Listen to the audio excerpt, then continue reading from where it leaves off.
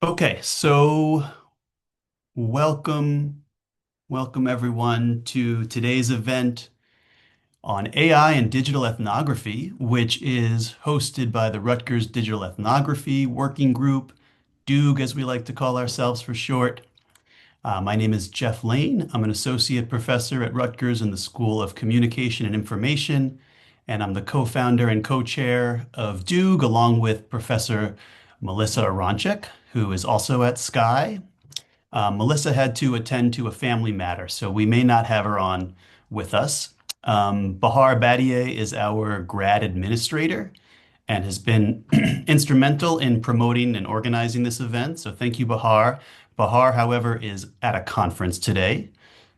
So filling in for Bahar for the run of show is Grant Latanzi, a doctoral student in media studies at Sky. Thank you, Grant. We have a faculty steering committee composed of Dr. Caitlin Petrie, who was in the background of this event, shaping some of our plans and questions, Dr. Youngrim Kim, and Dr. Yoni Rivera, who is also my co-moderator for today, and Yoni and I will be going back and forth with today's program. So Duke is in its sixth year of existence. Our programming is designed to bring together nationally and internationally leading scholars and the community that has been growing around digital ethnography. And we seek to talk about how ethnography needs to develop or how it is developing in and for a digital era, how we do our fieldwork online and offline in relation to a variety of social and technological changes in the way that we live, work, and communicate, and how we make sense of our data and disseminate our ethnographic research. We are very much committed to developing fellowship around the principles, practices, and ethics of digital ethnography. We usually hold two public events each semester on Zoom, and then we organize internal supports such as workshops and writing groups. And then we also convene panels and pre-conferences at international venues like AIR, the Association of Internet Researchers, and the ICA conference as well, International Communication Association. Grant will drop into the chat our website where you can sign in for our mailing list if you'd like to receive invitations to our events like today. He'll also include our YouTube channel, which is where we put up our past events, where we've had some good ones like demystifying the dissertation to book process and ethnography in information science. Okay, so that's a bit about Doog. Let's get to the meat and potatoes of today. We're talking about AI in the digital ethnographic process. AI is everywhere and being talked about ad nauseum, perhaps. Yet it still feels, at least to me, like it's shrouded in mystery and perhaps taboo in the field of ethnography. So I'm excited about today because I feel I have a lot to learn and want to get a handle on where ethnographers and digital ethnographers in particular are when it comes to this issue. So we'll have the program going in the main frame, but if you have like articles or resources that are relevant to the conversation, if you have questions as we go along, all of that, feel free to drop into the chat, please. We usually have a very lively chat session, which is full of resources when we do our events. So feel free to pop things into the chat. I'm going to turn it over now to Yoni to introduce the session and our outstanding speakers. Thank you, Jeff. So I'm incredibly excited for today, and I'm really excited to introduce our first speaker, Dr. Zhuofan Li, who's an assistant professor in the Department of Sociology at Virginia Tech. Dr. Li earned his Ph.D. in sociology from the University of Arizona in 2024, and his work examines digital society through the lens of capitalism, knowledge, and power, particularly through what he describes as the paradox of corporate open science. His research also spans the moral economies of surveillance technology, temporal inequalities in clinical settings, and the promises and limits of machine learning for analyzing complex forms of social data. Dr. Li's scholarship offers critical insight into how technical infrastructures shape what counts as knowledge, a perspective that is especially relevant as we reflect on AI's growing role in ethnographic research itself. I am also delighted to once again welcome Dr. Gabriele de Seta, a researcher at the University of Bergen, where he leads the AlgoFolk project. Dr. de Seta received his Ph.D. from Hong Kong Polytechnic University, and he has held research positions at the Institute of Ethnology, at Academia Sinica, and at Bergen as part of the ERC-funded project Machine Vision in Everyday Life. Grounded in qualitative and ethnographic methods, Dr. de Seta's work explores digital media practices, social technical infrastructures, and vernacular creativity. He's also known for experimental and collaborative approaches to knowledge production, approaches that resonate strongly with our discussion of AI as both medium and method. And I said once again, welcoming him, because it's actually Dr. de Seta's second time speaking at Duke. It's the first to have this honor. You can check out his previous talk, Lies of Digital Ethnography, on our YouTube page. So today's discussion brings us together at a moment when artificial intelligence is not only an object of study, but increasingly a participant in knowledge production. As scholars, we are encountering AI in at least two distinct ways. First, as a research phenomenon, where we study how AI systems reshape labor, culture, governance, and society. Second, we are seeing AI as a research tool that can help facilitate transcription, coding, analysis, writing, and dissemination. This dual positioning raises a productive tension, forcing ethnographic practice to grapple with new questions of authorship, interpretation, reflexivity, and power. So our goal today is not to resolve these tensions, but to surface them, to ask what methodological innovations AI invites, what epistemological risks it introduces, and how ethnographers might respond collectively through training, norms, and experimentation. With these perspectives in mind, we're going to move into a conversation that's structured around three themes. The first being AI in methods and ethnographic fieldwork, where we will discuss how generative AI challenges the way we conduct and interpret our work. The second is AI in writing and dissemination, where we'll explore how generative tools reshape scholarly voice, authorship, and public engagement. And finally, we want to discuss ethics and future implications of AI, which will challenge us to grapple with our responsibilities as AI becomes embedded in research practice. So Jeff and I are going to pose a few opening questions. However, we invite audience participation as part of this session's collaborative spirit. We are going to ask that you put stuff in the chat, but at the end, we're also going to have space for a broader conversation with all of us. And I actually want to start by a poll to get us thinking and get a sense of where everyone's thoughts are about AI. So if you can, please answer the two questions in the poll. So the first one is, what excites you most about AI in ethnographic research? And the second one is, what concerns you most about AI in ethnographic research?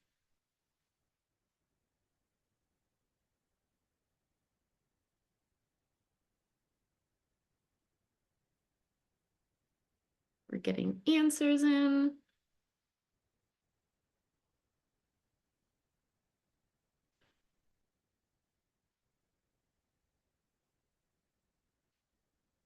Okay.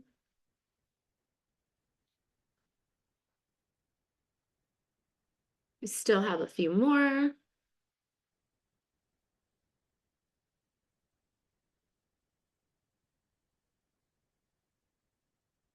gonna give it 3 more seconds and then I'm gonna close. Okay. So here we are. We're seeing this live at the same time. So the most exciting thing appears to be opening new ways to study digital systems.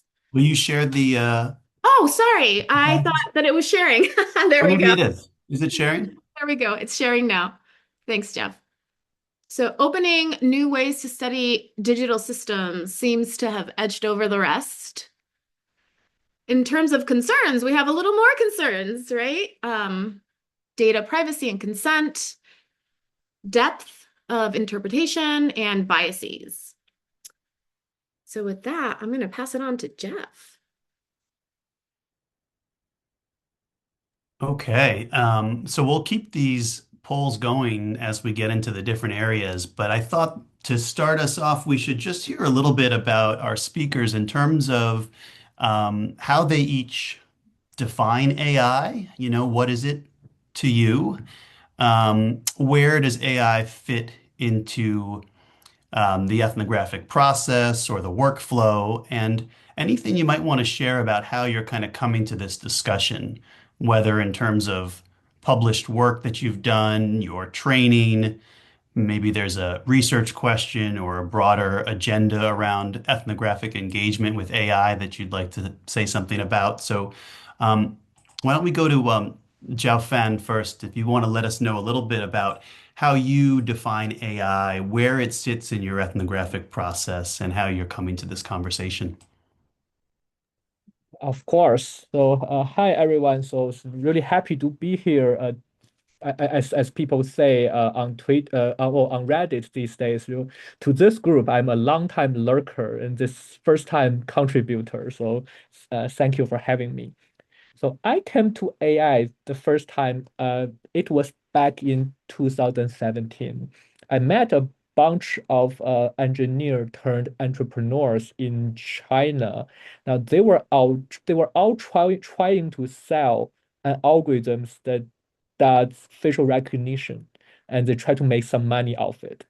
Uh, However, what's interesting about this group is that they kept telling me that they are not facial recognition companies. They are the facial recognition, they are in it just for the quick money to survive. Deep learning is the real deal. And they were saying to me, it's only a matter of time before before every single industry on earth starts to run on somebody's algorithm. We may not be that somebody, but we have to be in the game when the future comes. So that's that's what got me really interested in the whole AI industry. Now, at the time, they were not even calling it AI. They haven't decided. They hadn't quite decided to call it AI yet, right? That was like it was 5 years before ChatGPT, but they already had this idea in mind. They had this vision and plan, and they organized around it. It's really a project that kind of, I would say, a techno-capitalist project to transform and elevate corporate power, the power of the tech industry. So it's not just a technology shock to them, not nor to me. It's really a project that they've been working on for years. So that's how I came to AI. Um, um, in my own research. Now, ironically, for that project, I'm not really using any of the AI methodologically, but all the data I got from that project, like almost every sentence has AI in it now. So when I talk to those people, like scientists, researchers, entrepreneurs, AI is all they talk about. Uh, Now, on the other half of my research agenda is kind of methodological. It's about the AI's implication on methodology. So I've been working with another ethnographer and methodologist, Corey Abramson, who is now at Rice University, and on kind of the basically rethinking ethnographic research and qualitative research for the age of AI. So we've been published a couple papers since 2021 on topics on questions like how do we think about intercoder agreement if machine does some of your coding, or and how do you use AI to help facilitate team ethnography, right? When you have multiple ethnographers working together on a large project, you have a lot of data and from different ethnographers, different field sites. How do you kind of make it work, right? And also how do you make it possible for ethnography to have secondary data set. So, at some point, maybe we want to have access to ethnographic data other people have collected, and how do we make sense of that data set, and how do we make those data sets accessible, right? But also there's privacy, like how does AI help with the privacy and all that. We actually have a forthcoming article in the annual review of sociology, this year's annual review, kind of where we try to synthesize some of the recent research and our own thinking about it. So yeah, if you are interested, check it out. Oh, I should say keep an eye out for it, because I think it's coming out this June or something. Yeah, so that's yeah, substantively, methodologically, that's how I come to this topic.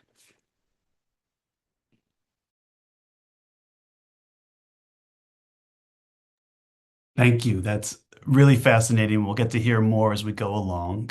Gabrielle, why don't you tell us a little bit about how you're coming to this topic and how AI fits in your ethnographic process?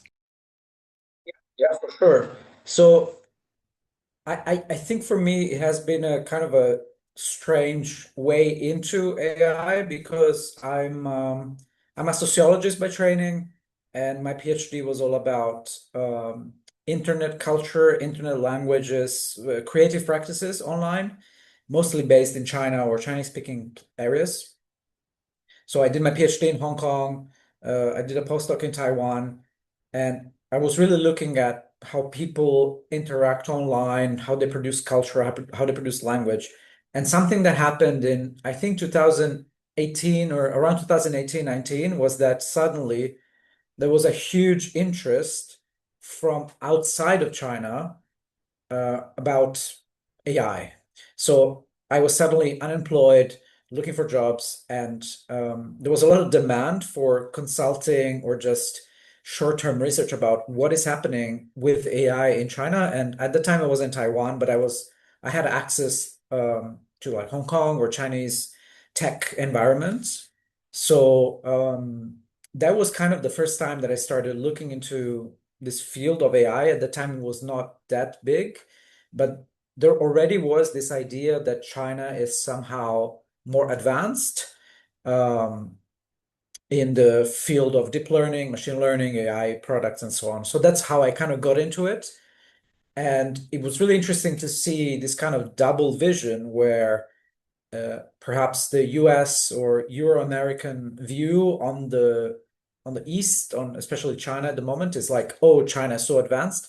And at the time, I was like in Asia, and I was traveling around and looking at what was happening in AI, and it was a lot of actually American companies and researchers doing AI stuff. So it was this ping pong of hype going back and forth from China to the US.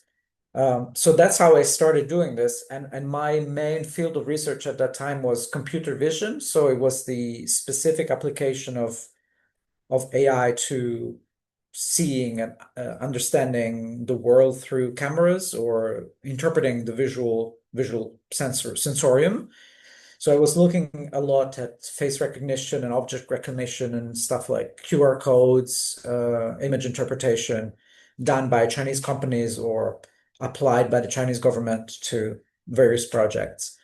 So that's how I kind of got into it. And that was already 7 years ago when this started. And that was way before China became a massive AI superpower, as it is called in these days. So at that time, China was still catching up with the US. There was a lot of American-Chinese collaboration and cooperation in research and companies. And I was kind of observing this from the perspective of a sociologist, ethnographer who's kind of interested in machine learning and how people encounter it in everyday life. So I did a bunch of several months of field work between Taiwan, Hong Kong, and China, and observing how people interact with machine vision systems. And this was up to probably 2022, 23, all throughout COVID, which of course complicated things because AI was it became part of COVID management, and well, I guess you all know the use of QR codes and face recognition to track, uh, yeah, contagion and people's movements throughout China. And yeah, so that was my encounter with AI. It was kind of like an ethnographer or qualitative social scientist stumbling into the world of deep learning. And I feel that I did that alongside my informants or participants who also didn't know much. I mean, we were all together in this kind of hype, world of hype about AI. And hearing about how Europe or the US see China or the Chinese tech world was very fascinating because being there, it's like, okay, there's a lot of hype coming into it, but at the same time, you can see that it's really a global endeavor of research and development happening. And yeah, so that was my, let's say, the first 4 or 5 years of encounters with AI were mostly analyzing what Chinese companies were doing about AI. And then I moved into this new project that I'm leading for the past couple of years, which is it's a way more anthropological approach to folklore or folk theories about artificial intelligence. So yeah, just looking at how people talk about AI in everyday life. And I would just want to say I'm in Hong Kong right now, and it's kind of the first leg of my fieldwork. And just to give you an example, I arrived for a week, and a week ago I was in a cafe where there is robots serving coffee to people. It's like an automated coffee shop that's very much like a showcase for the Chinese AI industry. So robots probably imported from Shenzhen, and a lot of tourists coming in and grabbing a coffee from a robot. And the whole building where the coffee is situated is called the like CAI building. There's a big logo about AI. So I'm really interested in the presence, like material presence of artificial intelligence as an object of, yeah, discussion and discourse. I think that's how I got here. Yeah. Yeah, fascinating. And you have sort of you both have these kind of shared roots in the kind of Chinese tech industry and the Yeah. sort of the hype. So very interesting. All right, we're going to do something now where we spend a little more time on methods and field work. And to dig into that, we're going to have another poll, which is a case of like, would you consider?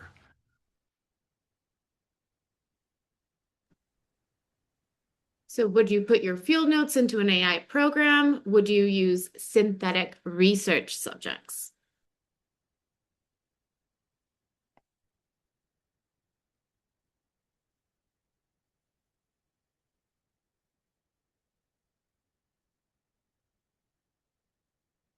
We were wrestling with whether or not to have an I don't know or unsure category, or if we should try to force you to say yes or no. But I guess the unsure is kind of the point also, right? Yeah, we're in this liminal space still. Is Okay. this shared too, Yoni, if you want to? Yeah, I'm going to close it in a second. There's a Yeah, few. take your time. Take another minute. I'm sorry, I didn't want to rush us, but just want to make sure everyone can see the results. Okay, I'm going to close it out now.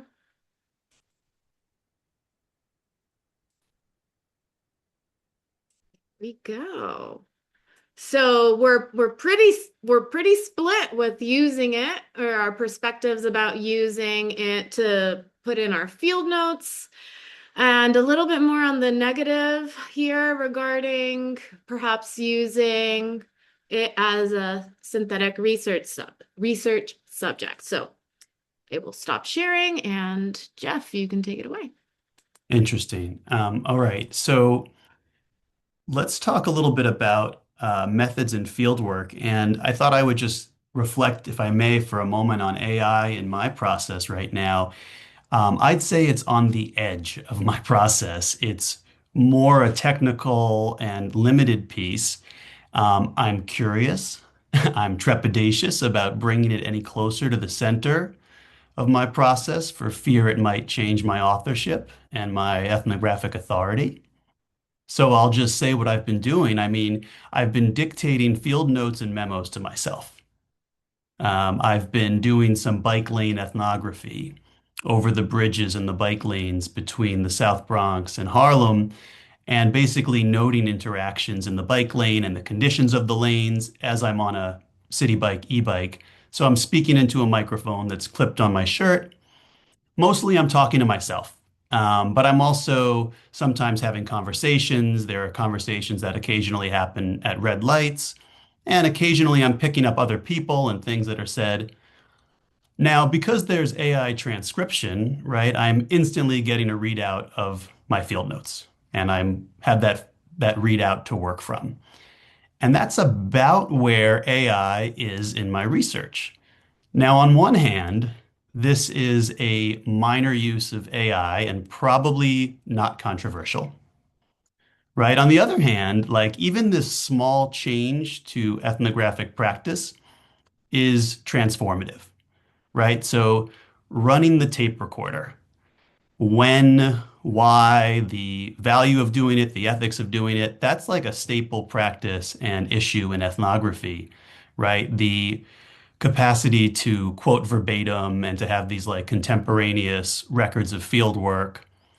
The tape recorder, I'm using this kind of dated term, but the tape recorder has been lifted up when, ethnography is under attack for its internal validity, right? Like, how could you quote beyond a few words if you don't have a tape recorder running?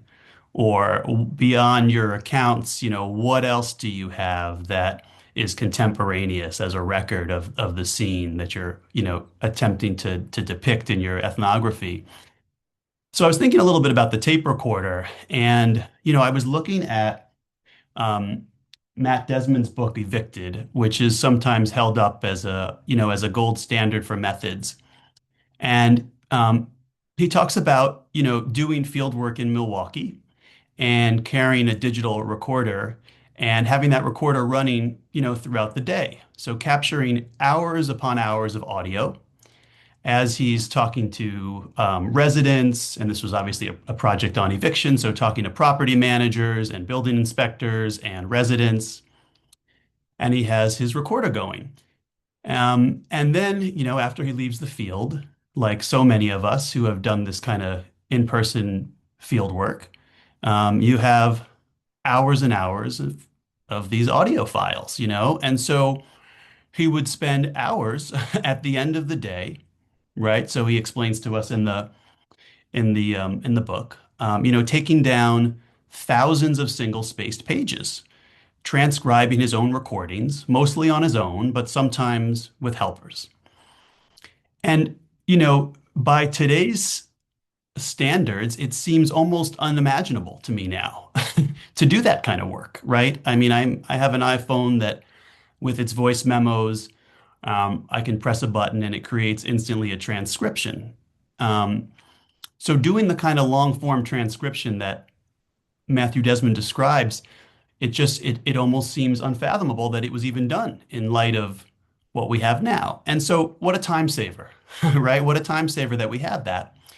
But like it also changes the relationship between listening back the field work and composing the transcripts, right? Of course, we can still listen to our recordings as we go about other things besides our field work, right? Manet and Morgan call this the waiting field, which is that time between your field work when you actually make sense of what you saw in the field. It's precious time, right? So you could listen to your field work still, but we don't really need to transcribe our tape recordings anymore. So even at the edges, right? Even at the edges of process, our field work is transforming. Now, I am so tempted, but I haven't yet taken what could be the next steps with these AI assisted transcripts, right? So the next step would be putting them in an AI program to clean them up, right? Get rid of the deleted words and extraneous language. And in some cases, that might be precious material, right? But anyway, that would be one thing to do. Then the next thing would be, okay, summarize. Give me a, top line summary of this field work. Okay, maybe the next step then is let me put all my field work in. Let me put all my field notes in and Can you help me examine this corpus and help me identify the key themes? What are the recurring patterns?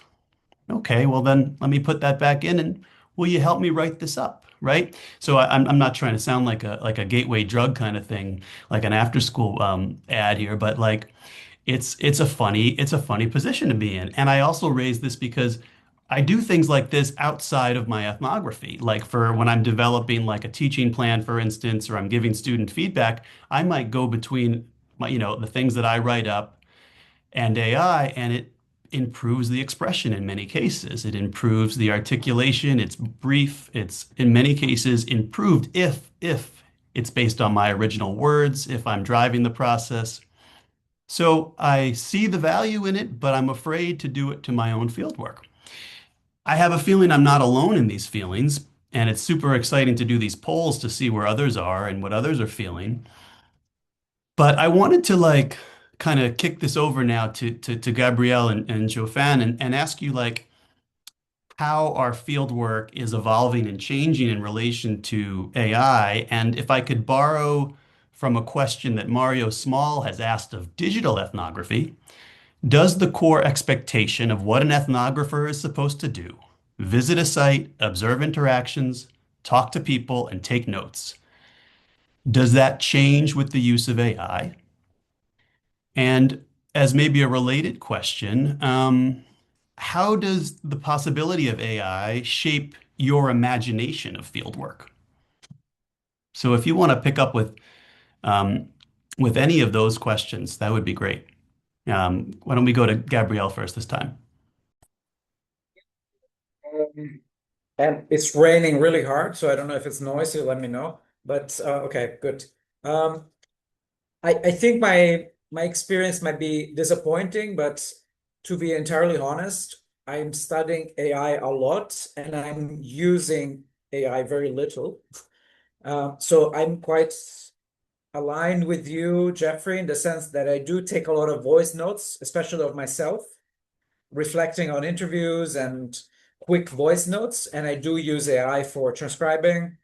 I use a lot of AI for translating, of course, because it's so embedded in Google Translate or Chinese tools or LLMs.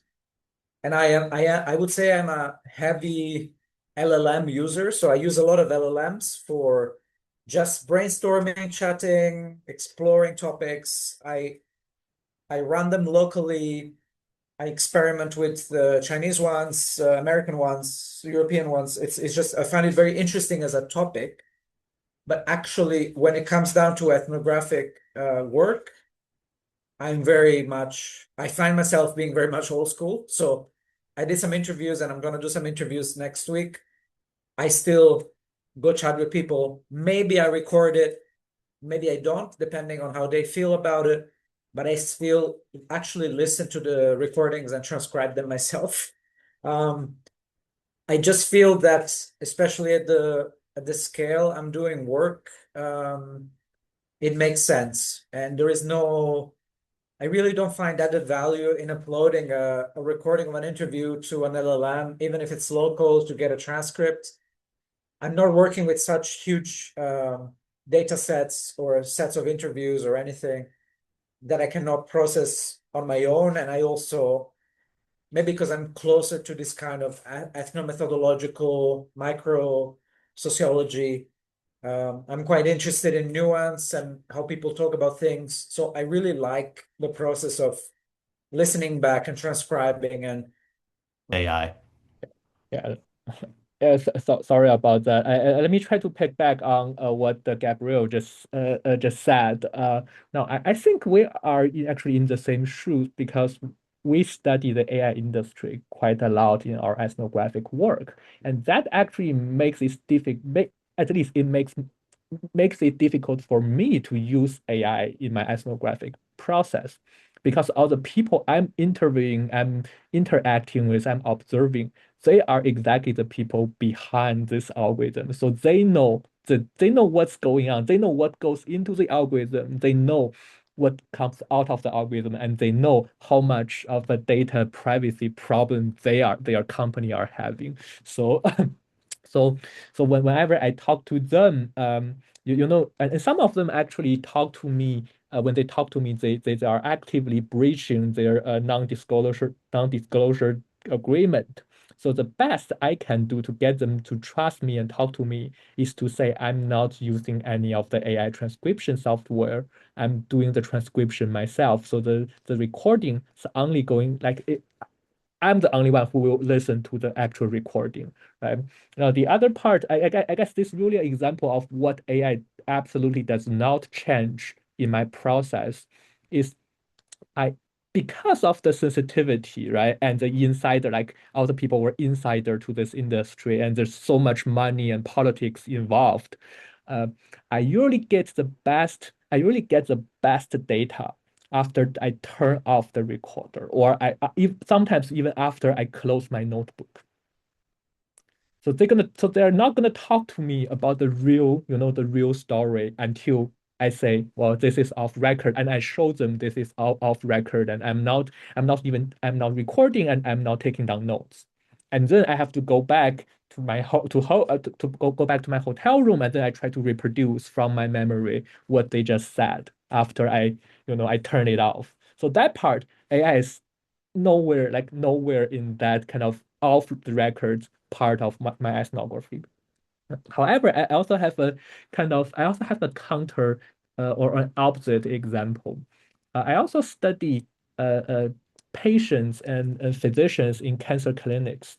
So I noticed the recent, not part of my published work, but I noticed recently some of the physicians I know, they started to use AI transcription when they talk to patients. So they would turn on their phone, and then they say, well, would you be okay if I use AI to transcribe our conversation so that I don't have to be typing while I talk to you? And now, funny enough, when I read when I read my they gave you these like transcript like your medical records right after the visits, and you can check your records on like in the Epic system or whatever system they use. All my medical records now sounds like exactly like ChatGPT. So in that context, I'm not sure whose voice or whose culture capital I'm writing down in my field notes anymore, right? The AI people, because they make AI, they're not using it in day-to-day interactions because that's the only way they get people to trust them. But in another setting, when people are further away from the AI industry, they are using AI even in face-to-face conversations. I'm pretty sure there was one time when I was talking to a physician, and I'm pretty sure he looked up some medications that came like just pop up in the conversation on ChatGPT in front of me in the middle of the conversation. So it really if you study anything, I mean, I guess these days the biggest risk of AI in ethnographic research is the data. It's the person who you are talking to, who you're observing. They might be using AI in the same time at the same time. Um, That's so interesting and gets into the kind of question of interpretation. I'm going to pass it to Yoni to kind of merge the field work and the analysis and writing piece. Yeah, absolutely. And I will say, Gabrielle, when you were talking about, and Jeff too, when you were talking about how you use, if and how you've used AI to facilitate your work, especially I do a lot of work in Spanish. Gabriela, well, I feel like many of us here do multilingual work, and on Zoom, being able to turn on the transcription and the translation feature and the AI companion to take some additional memoing that I will also be doing on the side. It's a really fascinating way to think of how do I leverage these resources. But the conversation is organically shifting into the dissemination and writing phase. So I'm going to share a poll really quick.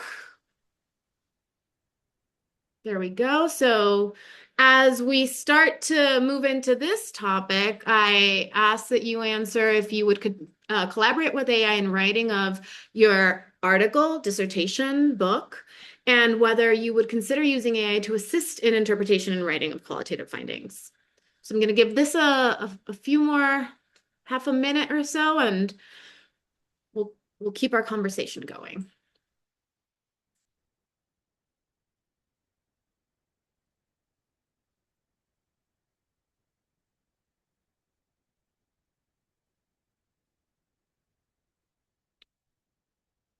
Okay.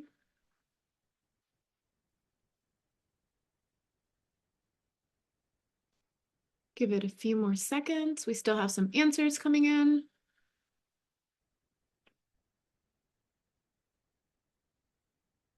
Okay, so here we have that most feel comfortable with using AI to collaborating with AI to do some writing, and maybe a little less comfortable with the qualitative interpretation and writing. So let's boop, close it here. Wonderful. So given the poll and the conversation we were just having, I'm particularly curious when we think of perhaps using AI in any way with the interpretation and the just even the fact using AI in our data collection and processes. Should we be disclosing this in the same way that we disclose maybe our field methods? Do we write about this in our methodological sections? And if you're using AI in your analysis, once you have field notes or anything of the nature at hand, how do you know how to train AI to help you with that if you are going to? So I want to pose those questions first to you.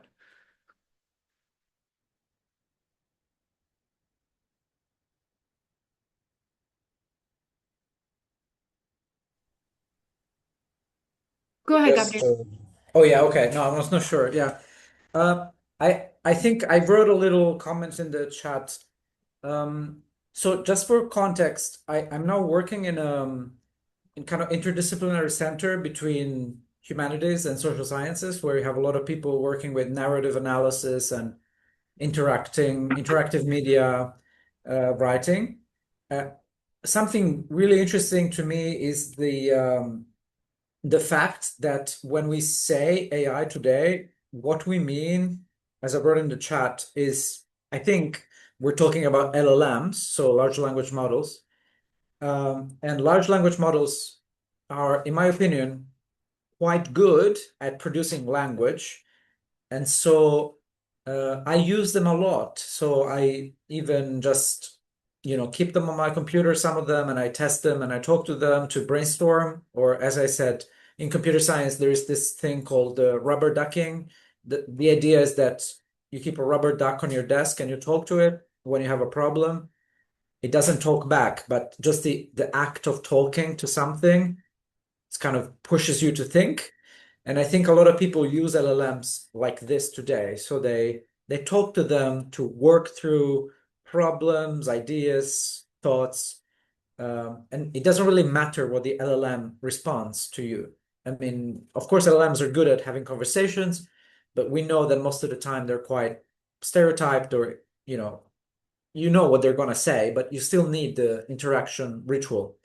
So that's, I think, why I answered that I'm quite comfortable using AI to think, to brainstorm. I do it a lot. I throw ideas out. I see what LLMs respond. I push them. I try really weird, wild ideas just to see where they go. But then I also answered, I'm not sure I would use AI to generate or analyze data, because that's a very different thing. So I think LLMs as conversational partners, as idea generation, brainstorming, great. When it comes to data analysis or creating synthetic participants, having used a bunch of them and knowing kind of how they work, I'm not sure they would be useful at all. So I think someone wrote in the chat now that, yeah, also we're not really training AI. And I think that's very much the case. Like even LLMs, large language models today, you can download one and use it, but it's very hard at this point to train a model from the ground up. So all you can do is use some or maybe fine tune it for your needs. So yeah, that's to me, this is the divide. I'm very, I'm quite positive about the technology. I love using it and seeing where it goes, but I'm not so confident that it's useful at the data analysis or reflexivity or interpretation level. Yeah, Yeah. that's, I guess, my personal take. But Yeah, yeah. of course. And I see Zhuofan, go ahead. I was going to read your comment from the chat. Yeah, no, that's oh, okay. No, sorry, I lost track of who should speak first. But yeah, I was gonna say well, I think I agree with Gabrielle uh on using AI, but mostly like for brainstorming and like kind of on the edge of my writing process, like not really. I mean, I'm not using. I don't like ChatGPT's writing most of the time. I think, well, this might be my hubris, but I think I write better than ChatGPT does.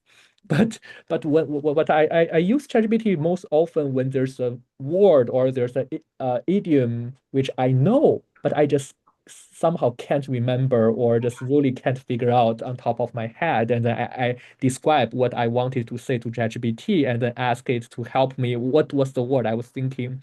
Uh, or when there's a sentence that I wrote, but I'm not quite satisfied with what I wrote, I ask ChatGPT, can you rewrite this sentence in different styles so that I can figure out what was wrong in the original sentence.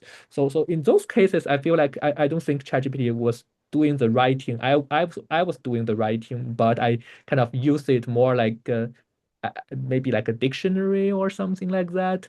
But I feel like it works out pretty well. When it comes to interpretation, uh, I don't trust AI models because now at the end of the day, these models are not intelligent. They are not intelligent. They are just language generators, if you want to put it that way. So they kind of learn patterns, right? They learn statistical patterns from your language, how we use our language, and then they try to come up with some response that mimic human understanding, but they are not human understanding. So and there's one another thing that prevents me from relying on AI in interpretation is that they always give so ethnographic data are highly context specific. And our interpretation is also very specific to the field, to the context we were in when we collected that data. But AI models don't know anything about that context.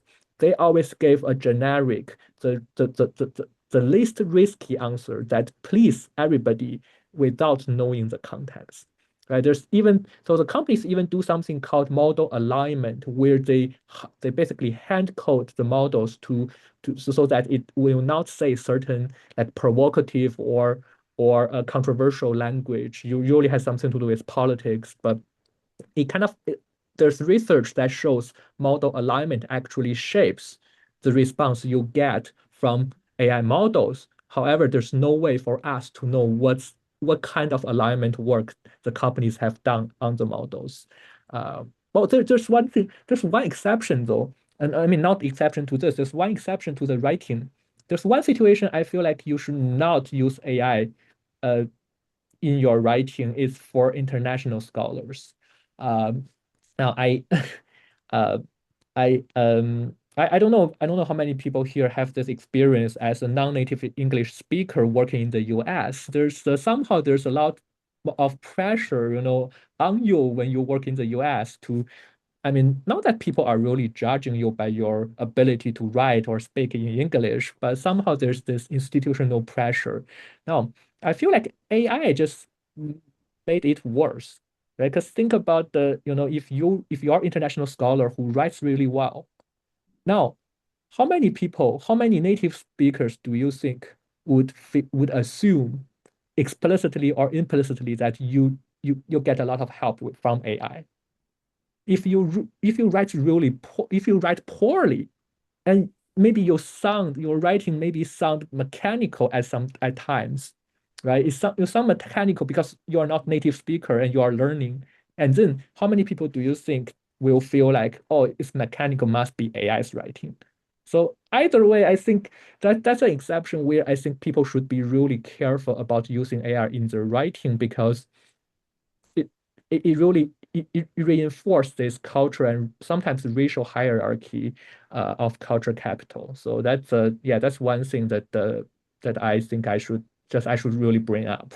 But otherwise, yeah, I use it not for the core text, but more for, just as Gabrielle said, rubber ducking, brainstorming, and I don't mention it in the paper really, because I feel like I'm not relying on it. Um, Yeah. Yeah, and I actually just to wrap up this part of the conversation, I shared an article that I thought was really interesting. I shared it months ago with Jeff and some of my students in a course that I had in the fall. And it was really interesting because they actually did disclose, it was a methods paper talking about how they trained AI to help with coding. And at the end of the day, it felt like so much effort was put into training this, but it does not replace the human interaction that has to happen at every single stage to make sure that a pattern that's found actually is useful, right? It's a really interesting paper. I put it in the chat for anyone who wants to take a peek. But we're starting to gravitate towards ethics and future implications very nicely. So I'm going to share the final poll. And here we are curious to hear what you think regarding concerns that AI use over time may or may not erode your ethnographic faculties. And also, kind of going off of what you were mentioning, Zhuofan, regarding maybe students or international students or anyone who's using these technologies, should doctoral students first complete their ethnographic dissertation process without AI? What are your thoughts? So we have 31 people have answered so far.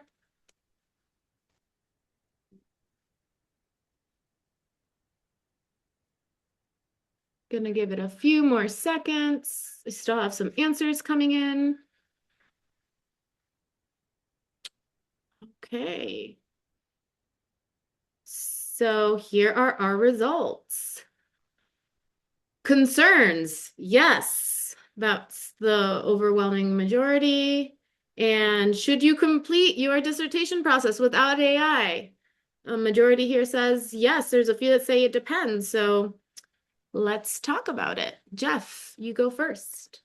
Yeah, it's so interesting to see those poll results because we had just expressed that we were basically using AI in our writing and in our analysis, and yet we're seeing here that we have some concerns about our ethnographic faculties, whatever exactly that means. But I think something like our sensory ethnographic capacities, our sense of being able to interpret and use our own intuitions and use ourselves as a research tool, our writing and our craft at some kind of level, right? Like that maybe there's some risk. And we also saw, I think, in the conversation already, and I'm thinking about some of what Zhuofan had to say, like how easily AI just has entered our field notes, has entered our field work, has come across in things that may be shared with us already, whether we know it or not. So we're kind of sliding maybe in a way that is above and beyond what we feel we can control or what we're even prepared to do or what we are doing. And that's I think really interesting. I I've been thinking a lot about students and how I mentor, and we have tons of graduate students joining us today. And that's, I think, always been one of the motivations of Duke is, providing this kind of community. And I'm also thinking a little bit about like we had a professional kind of development session the other day where we were talking about AI in our teaching, and we had some recent graduates, undergraduates who were in the working world in public relations, and they were telling us about how, they use AI all throughout their day, not surprisingly. And I was expecting them to say, when we asked some questions about did they get the training they needed in college, I was expecting or I was fearful they might say that they wished that they had learned more about AI use in college. But instead, they said the very opposite. They said they were so thankful that they knew how to write a press release from scratch without AI, because by having that experience, they were able to see the value of AI and when and how and why they might use it. And I guess I wonder if this applies a bit to the future of ethnography and how we train our students. And, if there is a case for kind of holding off on AI, that to be able to understand it and to use it as a student might be different than using it 10, 20 years into a career where you've already completed ethnographies, start to finish. So that's one thing I was thinking, but then I also felt like that feels a bit gatekeepery and that might not even be realistic. So I've been kind of like, um, I've been really wrestling with that. Anyway, so we have a lot of graduate students here, and I wonder maybe we can talk a little bit about like what advice would you give students who are considering using AI to conduct ethnographic work? Are there some boundaries to be drawn, or are there moments when maybe AI shouldn't be fomented or shouldn't be part of the process? How do you think about AI relative to training the kind of next generation of ethnographers? And maybe we can go to um, Gabrielle first. Yeah, sure. Again, I think I'll give an answer based on my current workplace, where I think what we're doing is trying to balance between saying to students, both PhDs, but also MAs, go use AI, we'll show you, we'll try to teach you what it is, how it works. Also, at the same time, very political economic answer, as in know that these tools are owned and rented or sold by companies for profit. And which ones are which, right? And so please do not put your personal data inside OpenAI's ChatGPT. Also, here we have a local model we can run in a university server, or you can run it on your local machine. It's a very different thing. So I would say for me, the answer is very much critical theory approach to it, as in if we think about AI as large language models or deep learning, image interpretation, or even generation, to understand the distinction between a model as a tool, something that is available and you can use it to do interesting work, versus a model as a product that is being sold to you and in exchange for your data, right? Or in exchange for information, or in exchange for usage patterns. So I think I'm also lucky to work in Norway, where there is a bit more attention to the political economy and ownership of these tools. So, for example, our university has local versions of some LLMs for us to use, or has access to I think Microsoft Copilot without sharing data with the company. It's like it works under GDPR regulations. So I think this is our approach. It is tell students as much as we can to explain to them how these tools work, what AI is, what an LLM is, what deep learning is, what models are, and encouraging them to try these models to do work, and at the same time warning them about implications if they use corporate or commercial versions, or whatever they use to do work. And I have to say, my personal experience is the more you use these tools, the more you hit on walls and limitations. In my work, I see it in students and in PhDs, and you realize, I think someone mentioned in the chat, maybe it was Zhuofan, but for example, for coding, it works really well to do some menial basic tasks. Maybe there are more semantic or vocabulary, general computing tasks. And then when it moves to interpretive, in-depth, qualitative, ethnomethodological analysis, it really fails and it doesn't work. And so there you realize you still have value as an ethnographer. I think there was a post question, right? So yes, you kind of, for me, the answer is use them, explore, and realize what the limitations are. And then you will also realize what you are still very important and necessary for as a qualitative social scientist. Yeah. Yeah. Yeah, so for me, well, the way I draw boundaries between sure AI and no AI, well, it's really I try to put myself in the shoes of the people I study, and also the readers of my writing, right? So would I be okay with reading this piece of work about me or about someone that's written by ChatGPT? If I'm okay, then that I guess that's fine, but I mean, there are like, I mean, doctors and physicians are often okay with reading an AI-generated transcripts of a patient's medical history because those like the charts has always been mechanical, right? That's they are there, just information. Um, but if it's about my career, my decision, my family, I, I would hesitate to just if I were the participant. So I think that's a useful thought experiment to draw the boundary for me. Um, Now, as for advice or graduate education, now I mentioned international students should be extremely careful with AI use because of the stigma that comes with it.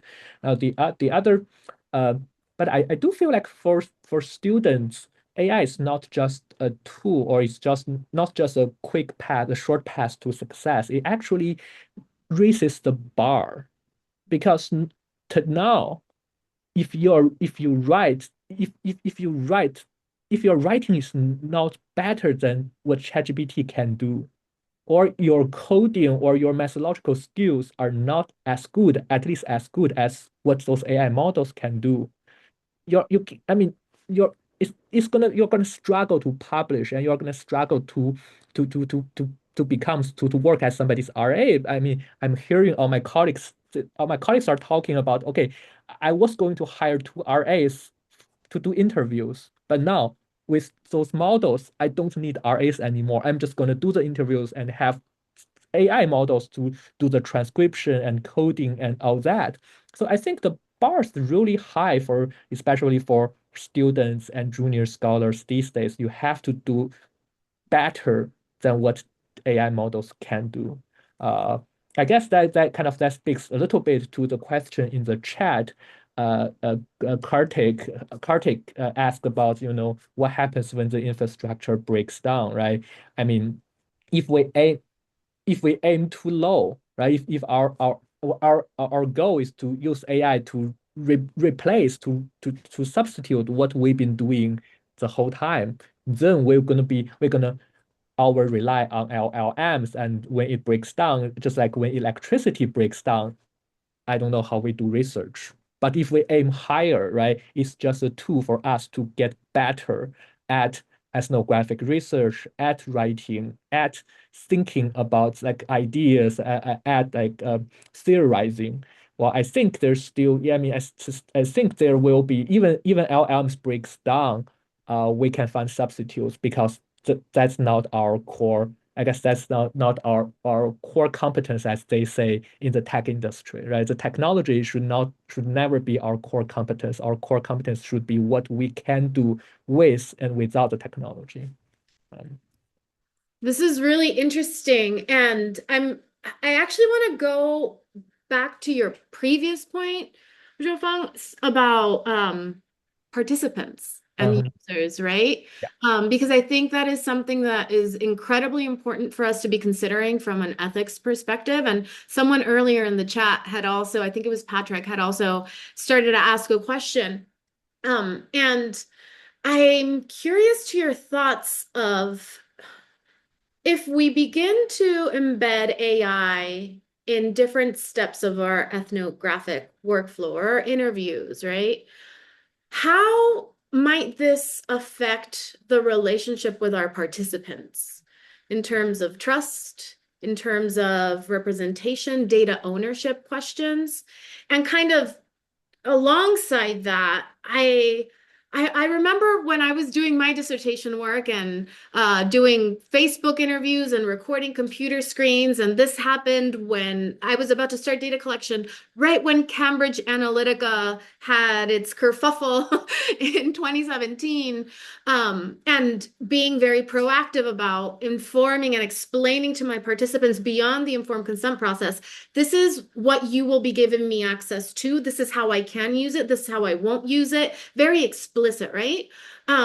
So when we think about informed consent, IRB, etc., should AI utilization in the research process be disclosed to participants through informed consent, etc.? And if so, what does this look like? Like, how do we not only educate our students the way that we were just discussing with training and whatnot, but what's our responsibility with participants?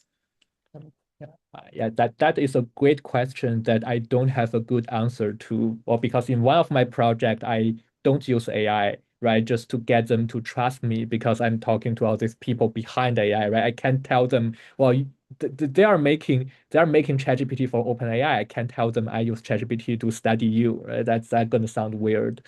But I think it really depends, right? Whether you want to use AI and disclose AI use in informed consent, it really depends on well, one, on the community you are studying, are they using AI in the interaction with you, right? Just like as in the case with physicians, right? The physicians are using AI to transcribe their medical records and help them with charting. Then I think they would be open to, you including AI as part of your research process as well.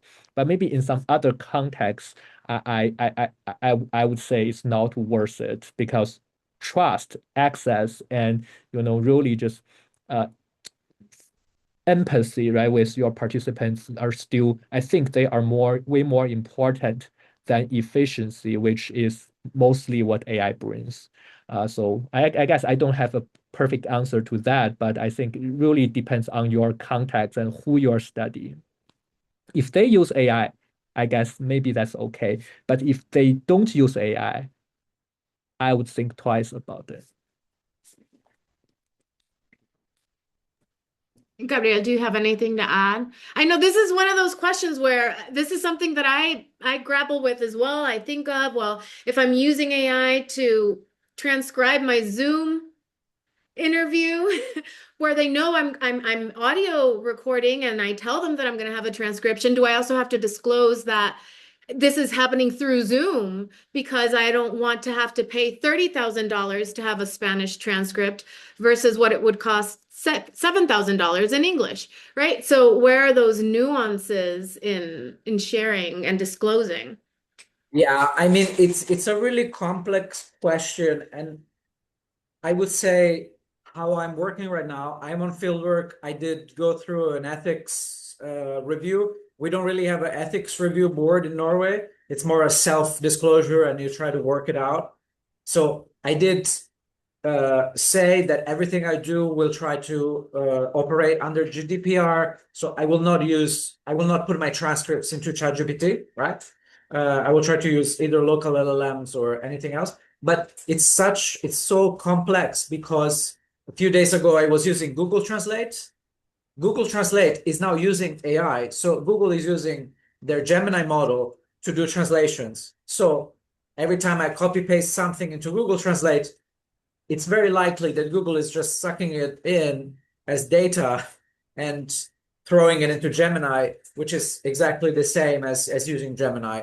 And there's many of these cases. I mean, Chinese apps have AI that is embedded in them. Every time you tap on translate, it does use an LLM.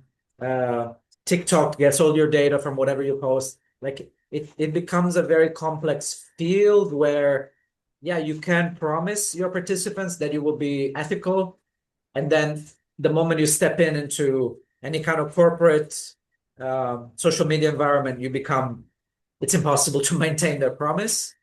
So yeah, but I'll do my best. I think that's what we can do as ethnographic workers or researchers.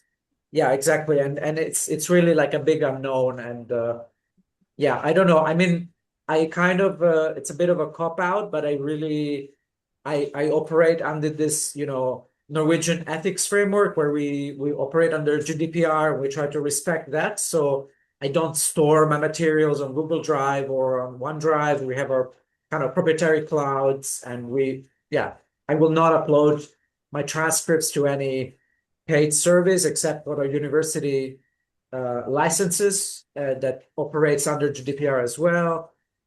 But then, again, whenever you use any kind of random tool, there is always a risk. So yeah, that's Yeah, what this is an important conversation for IRB as well, for yeah, us yeah, really considering what we're disclosing and how much detail we go into when we're leveraging any technologies to help us with any of our work. yeah. I'd like Oh, us to bring in some more of the audience here, and I think we've had a really vibrant kind of response in the chat to a number of questions. But I want to just go back to a couple that have come down in the last few minutes. Vincenzo, do you want to read what you wrote here?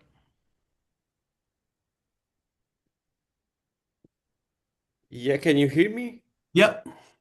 Yeah, hello everyone. I was, thinking about the prompting. No, because usually sorry if I don't turn on my camera. Just, I was thinking about prompting because when we use large language models, usually I think, construct a specific type of subjectivity. Usually we use prompts such as imagine you are a digital ethnographer, or imagine you are a peer review, this kind of stuff. So we, in a way, construct an AI subjection.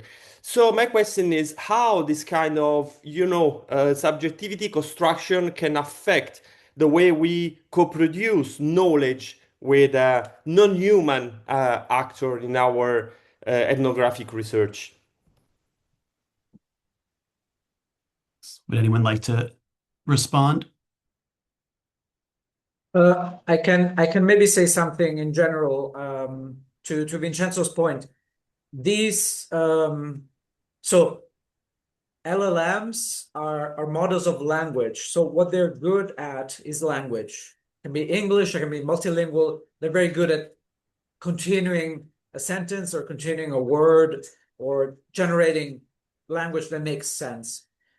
What you're describing is this process of it's called pre-prompting or system prompting, and that process is not the model is not trained for that. It mostly happens in fine-tuning, and who does that work is people. So what OpenAI or Anthropic, all these companies do is they hire a lot of people and they ask people to evaluate which response is better. So, for example, when you ask an LLM, you are now a manager, what would you say? There's someone who votes yes or no to the best prompt and response for hundreds of thousands of times until the model learns what it means to be a good manager or a good boss or a good writer and so on. So if you ask the model to be an ethnographer, we actually don't know who taught the model this. We don't even know if the model learned anything. It might just be performing something close to a manager or a researcher, a social science. We don't know. We have no idea. It's a process of fine-tuning that is opaque. It might have happened in Ghana or in Vietnam. We have no idea. It's probably underpaid people who rated responses to that. It's a very performative thing. So that's why before I wrote in the chat that yes, I would use an LLM to brainstorm. I would use it to get help in writing, inspiration, but I will never use it as like say, you are an ethnographer, do this. There is no way that it even knows what it means, right? It's just like a very performative thing that it gives you in response. So that's my current position on this. Yeah, yeah. As I said in the chat, well, I think I'm more again, I don't have an answer to that, but what I'm more worried about is that the way we frame our prompts makes ourselves feel like we are constructing a subject.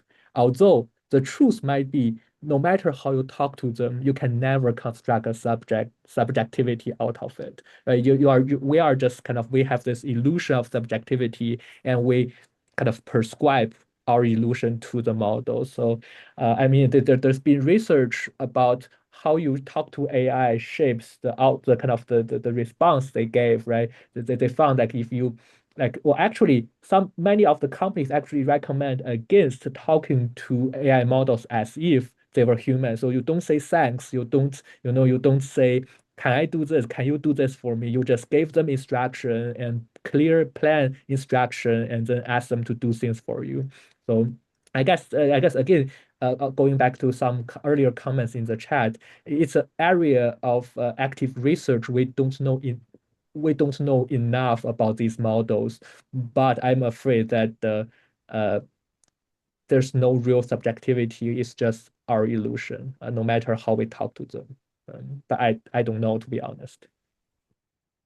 Yeah, I'm hearing a few things. I mean, one of the things that I'm thinking about is you know, we have a literature talking about how ethnographers, you know, deal with the black box of algorithms and black box ethnography. I'm thinking of someone like Angèle Christin, and we have a number of scholars that have given us some vocabulary and some tools to think about how the algorithm is shaping our access and our visibility and our understanding of our subject matter. But we have a lot more to do on our own reflexivity, and our reflexivity statements, I don't think reflect even the maturity of this conversation that we're having now, where we've already, a number of us have been working with these tools for quite some time, it sounds like, and have been developing all sorts of perspectives here that you know, I still don't see that conversation in the method statements in ethnography yet. And so it's probably just a time thing, but it raises a lot of questions about reflexivity here. And, you know, we've always accounted for our positionality in terms of the networks that we're in and our social identities and the ways in which our demographics shape our understanding. And we have you know, that all of that now intersecting with our reflexivity in terms of AI and in terms of how we construct ourselves in the research. So it just makes me think there's a lot more to do here. And Maria Dorfel had a very interesting question here about the assumption that we have that AI is baked into so much of what we do, but we don't necessarily know that.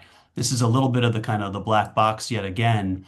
Um, does anyone have any thoughts on that? On how, I mean, how would we even establish that, right? It's a tough question, but how do you all think about the degree to which AI is baked into your processes? Have you seen any reflexivity statements or any work in ethnography that has helped us understand that? Is the literature on the kind of the black box, is it apply here? Any thoughts on that?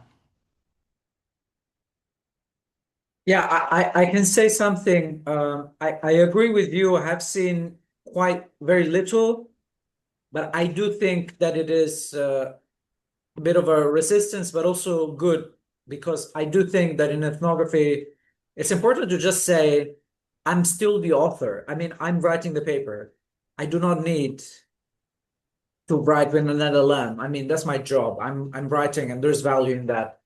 At the same time, I think there is a lot of work to be done in terms of mapping out where our data goes, and how we plug ourselves into AI. I mean, now we are on Zoom.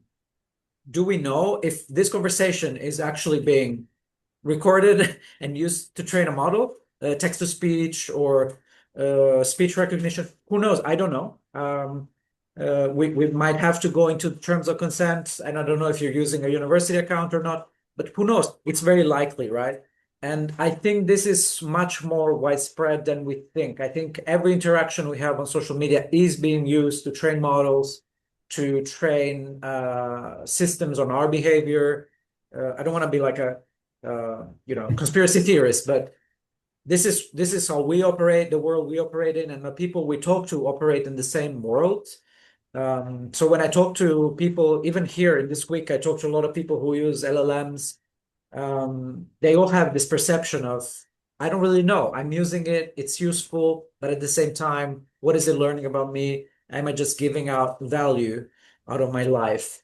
So yeah, I do agree that in a way, anthropology, maybe ethnographic work is kind of lagging in acknowledging or saying what is happening, but also I think we need a bit more in-depth analysis of what is actually happening with these tools to us. Yeah. Yeah. Well, I guess for me, I mean, I don't think it's necessary. I don't think it's necessary for everybody to become an expert in AI, right? But I'm afraid that at least some understanding of how algorithms work and how algorithms shape, you know, people's experience gonna be a standard train like part of the ethnographic training in going into the future for students. Like I know just there's a literature right on how ethnographers deal with algorithm and study algorithms. I mean I think well that's what my recommendation is, just read up a little bit on that. I mean, and contribute if you can.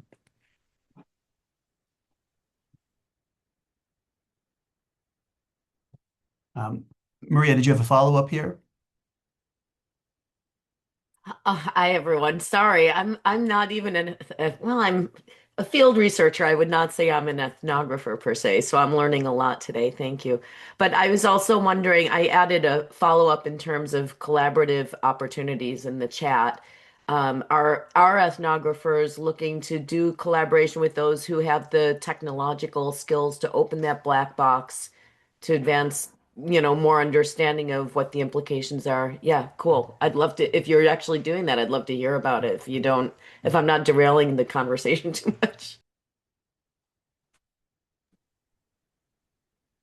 Ari, would you like to say a word or two about that?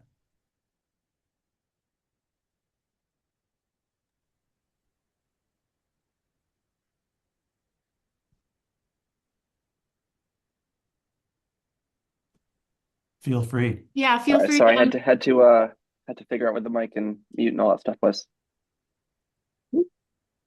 Let's see, camera on, whatever, doesn't matter. You can hear me now. Yeah, so I'm wrapping up my PhD in sociology, doing a fair amount of digital ethnography with Reddit, and I've been working with a computer or software engineer and a digital humanist, kind of looking at um, well, how subtext isn't really picked up by large language models, how categorization, despite a lot of uh, computer scientists talking about how they are really good for that, they are really not for any kind of in-group activity.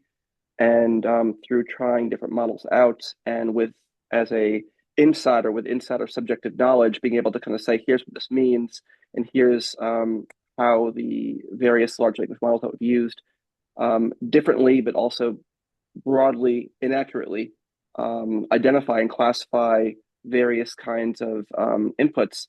We're kind of showing that we can't rely on this for just what's called zero shot prompting, kind of just categorization out of the box, and B, the need to really bring back qualitative and digital ethnography to the categorization process itself, because it's not a catch-all. It's not just, as much as it's made to be this beautiful panacea, it's really not. It has its place, but it's not for everything. Thanks, Ari. We've come to the end of the road, as they say.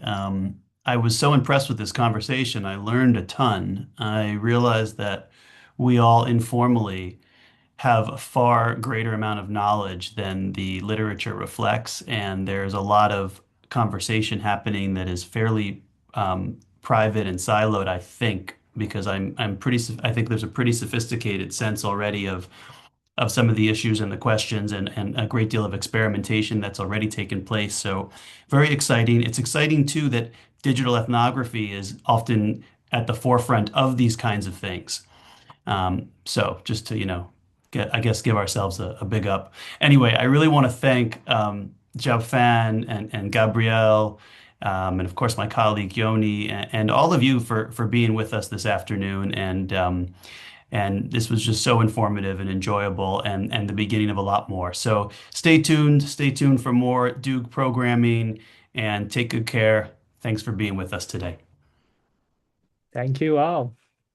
Thank you. Great to Thank you see so all. much. Thanks, everyone. And thank you to Grant Latanzi for running the show. Yeah, thanks. Yoni, Jeffrey, everyone.